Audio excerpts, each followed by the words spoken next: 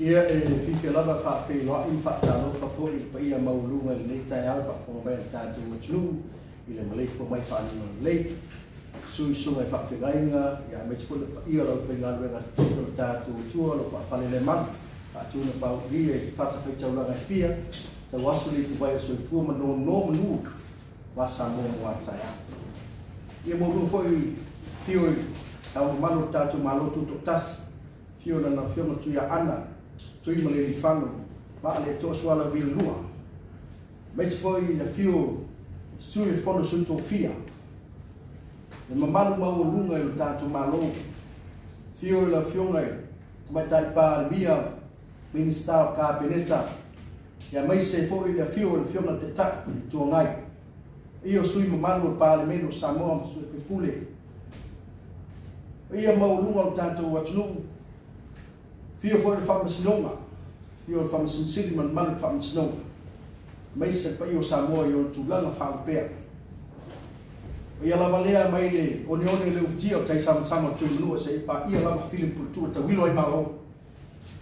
Ia wā tama ma la tu ainga, o ainga foi ma la tu tama. Tai nane le usonga tu mungkule tu au ma la taua ainga i le tai ma le maa au whonoti. Le fita fa fong foi na ia tātou luso le motele tu tuila. Ia le ba e fala oto. Pa ia maurunga wa sua ma mai whanua fō mai tu langi sa ole. E lau niu na sai rua tama munu tele to to o ula ma le malo fana le fu. Pa ia whātau to leo le tātou atunu ua mātou te whaatalofa o whalofa tu e nei tai au. Le komiti ale mau Samoa sitiseni Nusila. Fia tu le fiona toa ana o te fonu. Fiona ia nai 5 lupe matasila aka anai.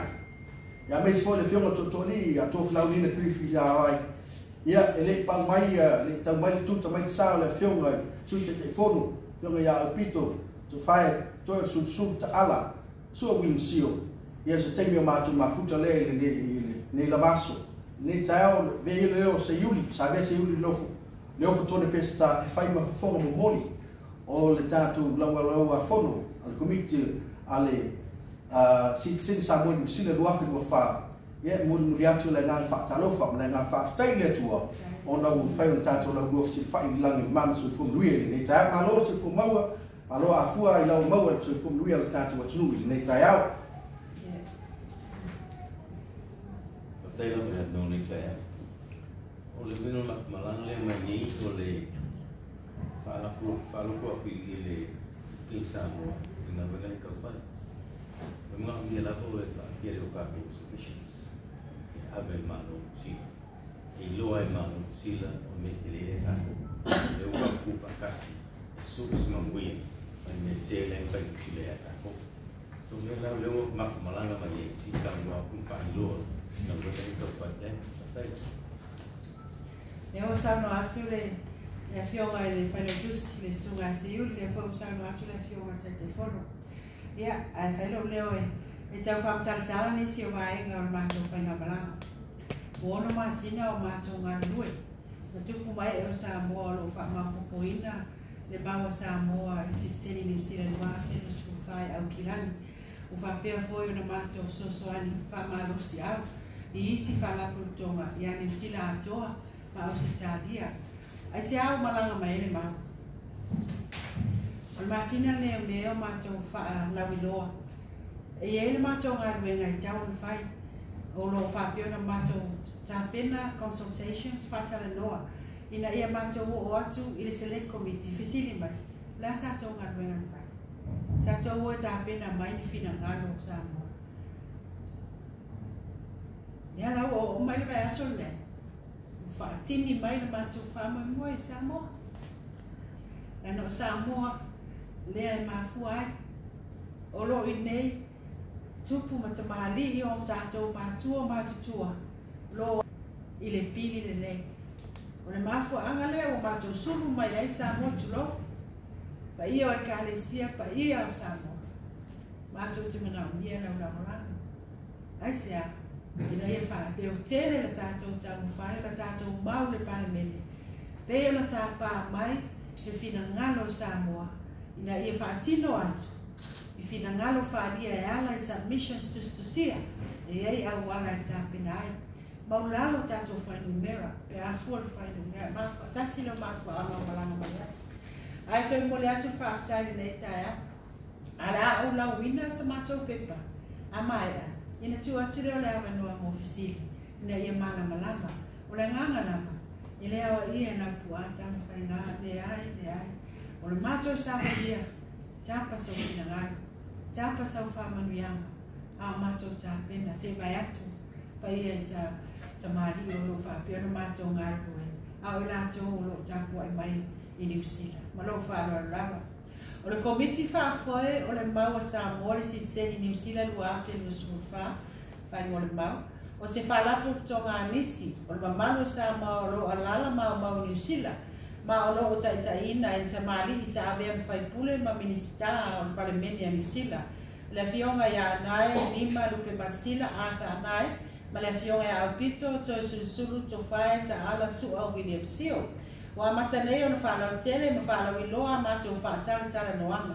Ina ia whautua ina mauna ia le mamanu o tahasa Samoa i New Zealand, ma atunua mamau. Ina ia whaali o lato finangalo. Le tula whona tau whaofi o le toi whaafoisia o le sitiseni na ave seina i lalo tula whono sitiseni Samoa i sifo ta si iwa valulua New Zealand. O le tula whono tau whaofi po le pili na pasia ilo na whaitaua mua i le aso spuru a perila lua afe sufa pera silafia. O le komiti whaapito o le Parliament New Zealand ta ua le komiti mo puleanga whaafuenga Governance and Administration ua lato malawina ni fola sanga o manatu le pili mai whaamuta tuina atu o nei fola sanga i le aso mei lua afe lua sufa. Ia, o le case na mafua mai ai, whalema i le saa versus Attorney General New Zealand. Le masino i ulai ta siva valulua.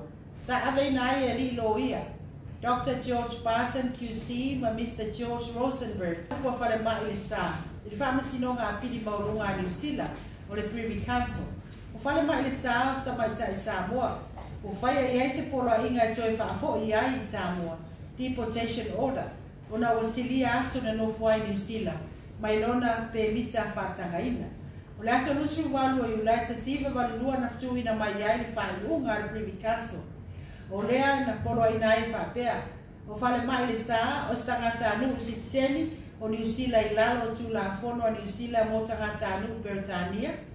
Ma New Zealand ta siva lua wha, ma ta siva whaavanu. Ma whaua waile natu langa i lalo. O le tu la fono sitiseni a New Zealand ta siva fitu. O le afianga o le whaelunga. So se tangata Samoa, e tūlanga tutusa, so i fua mai le vai taimi pei o whare mai le sa. Wanga waa fo i la tau sitiseni o New Zealand. Malo New Zealand ma so la tau finangalo. Sa ele pōlenga ma le fefe o New Zealand o no lea whaeunga. O le atatala ele whaitutoa mo le silia atu i le se lau wafe tangata Samoa. O le whaitaua o whai o tangata Samoa le tasiva valua. E tusa ma le afe, ma se lau o no afe. Ia taimi lea, e lo lofi mai ai New Zealand, ma o lea na whai ai loe New Zealand i la asanga. E wha lea o ngā ina ai lea awhianga i le lato o whai unga, o le whai unga le Privy Council. Wha o ngā ina New Zealand whianga i ngā whaane wo, Treaty of Friendship te siwa o na rua i le wao New Zealand ma Samoa. E langa ai ni whaatalita i le wao malo i lua. O le taunu unga o ia whaatalita noanga, o le sainia lea o le manienga whaawhianga protocol. E whao popo le whiangai ngā whale wo. I le aso lua switasi o kuso tasiva valua. Ai le atua le whaava i aso talo na whaia le iunga le Privy Council. Mai ata ngia mai ai. Le whaatope la wina o le awala na whaia ai le tūla fono. Ua manatu New Zealand e pāsia. O le protocol na wha manuina i le aso sultolo o September. Tasiva valua. Ma o ni vaenga taua nei. O lo whapea mai ai. Mua. O tangata sitiseni uma o Samoa i sifo sa tutono New Zealand i le aso na whaamaluina ai le protocol. O toi na atu iai le ai atatau e avea ai noa. O tangata sitiseni New Zealand pe ataru sata iai. Nona lua, o tangata sitiseni uma o Samoa i sifo na malanga i New Zealand i le mai ai o le aso na whaamaluina ai le protocol. Mai ono mawaina le pēmita no fomau. E tusa ai ma whainga whaavae ma whainga maasani a New Zealand. Ilu maatu o iulai ta siva valua. O tu ina atu iele ai atu tau. E to ina atu loa iele sitiseni. e atarisanga iai. Pasia I loa le Parlamento o New Zealand tu la fono le sitiseni mo Samoa sifo tasiiva valulua Citizenship Western Samoa Act 1982. Ina ia whaatino ina ai le protocol. Ma isi ai ai inga e whaatatau I sitiseni o tangata. Na whana nau I Samoa sifo I tu atu o tasiiva whaiva. Ma isi o lo whaato ai lo lato manao. I le sitiseni e ala atu I whana nau mai. O le whaipo I po atu I tangata ia. O le tula fono tasiiva valulua. Na whaia mapasia I se awala whaatere babe. E mau whai lava. Ele Parlamento o New Zealand. Na wha mamaruina ma wha marusia le tula fono. Ai le atoa le balu vai asu. Taru mai le whai unga le Privy Council. O le teo telo I lato nei. Ele I tuuina I ai se amanoa. E fofonga ai se manatu. E whaataritara noa ina. I lea tula fono. A wao mea I te au a ia tatau human rights. Ai mai se I lato o lo no nofo I Samoa I lea taimi. Sitiseni mo Samoa I sifo tasiiva valulua tula fono la lea. Citizenship Western Samoa Act 1982. I lano tula fono tasiiva valulua. O I lato ne ina solo ia I sea no lato wangava. I le sitiseni a New Zealand. Lea pe iwa taipei o ni tangata ile ia I lava ni o lato sitiseni. Deemed never to have been New Zealand citizens. Mua, so tangata na whanau le asuto lo me tasiiva lo wha. Maluma mai, se io ele aso mua Januari, tasiiva whaiva. Lua, so tamaita ai na avea matangata sitiseni o New Zealand, ile aso mua Januari tasiiva whaiva. Ona ua whaiva I po atu se tangata o ta ua numertas. John, so tamaita ina whanau mai ai lato o ta ua le tas. Mana whanau tu atu le aso mua Januari tasiiva whaiva. Wha, so tamaita ina avea matangata sitiseni o New Zealand ile aso mua Januari tasiiva whaiva. Ona sa whaipo I po atu se tangata o ta ua lo John. Ia, male lima. So se tangata. Na whanau mai tangata o lo ta ua tasi lua John Manifa. Ma ua whanau I le aso mua Januari tasiiva whaiva po o luma mai. Mai ngala nai lima. Mai na mawar kopi pe mai. E leo ma oti mai I vaenga nei. O lo whaatatia mai tu la fono tasiiva valua. Pe iei se aso e whaataku raa I le amava au le senga lima. I le sitiseni. O le manato le mau. O I matou lea man whaaloalu. E whaavai ana sa I linga ma suisuenga.